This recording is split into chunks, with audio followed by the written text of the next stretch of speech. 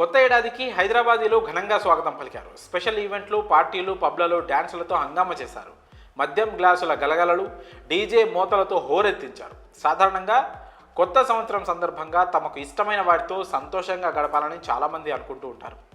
ఈసారి పాత ఏడాదికి వీడ్కోలు పలుకుతూ, కొత్త ఏడాదికి స్వాగతం పలుకుతూ సెలబ్రేషన్ గట్టిగా చేసుకున్నారు.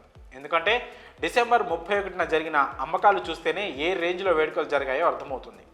ఎక్కడ చూసినా 2 రోజులు మాంసం దుకాణాలు, చేపల మార్కెట్ బిజీగా కనిపించాయి.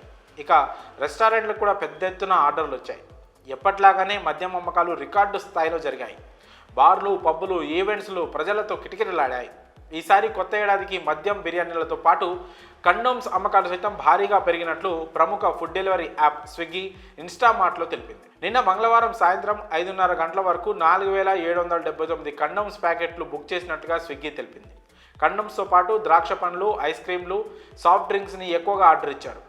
ఇళ్లలో పార్టీలు చేసుకునేవారు ఇలాంటివి బుక్ చేశారు.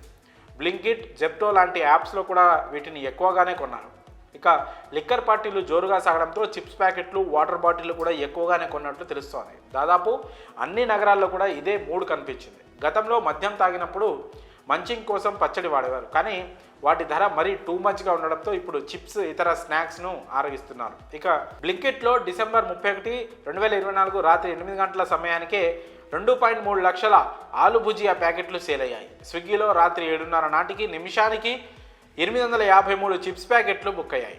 ఎక్కువగా పాలు, చిప్స్, చాక్లెట్, ద్రాక్ష, పన్నీర్ కోసం ఆర్డర్లు ఇచ్చారు. వీటితో పాటు సాఫ్ట్ డ్రింక్స్ సేల్ బిగ్ బాస్కెట్లో 552% పెరిగింది. అలాగే డిస్పోజబుల్ కప్పులు, ప్లేట్ల సేల్ 325% పెరిగింది. సోడా, మాక్టైల్ సేల్ 200% పెరిగింది. ఇవన్నీ చూస్తే మనకు అర్థమయ్యేది ఒక్కటే, న్యూ ఇయర్ నైట్ పార్టీలు ఇండియా అంతటా జోరుగా సాగాయి. ప్రస్తుతం ఈ విషయం హాట్ టాపిక్గా మారిపోయింది. మరి ఈ విషయంలో మీ అభిప్రాయాలను కామెంట్స్ రూపంలో తెలియజేయండి.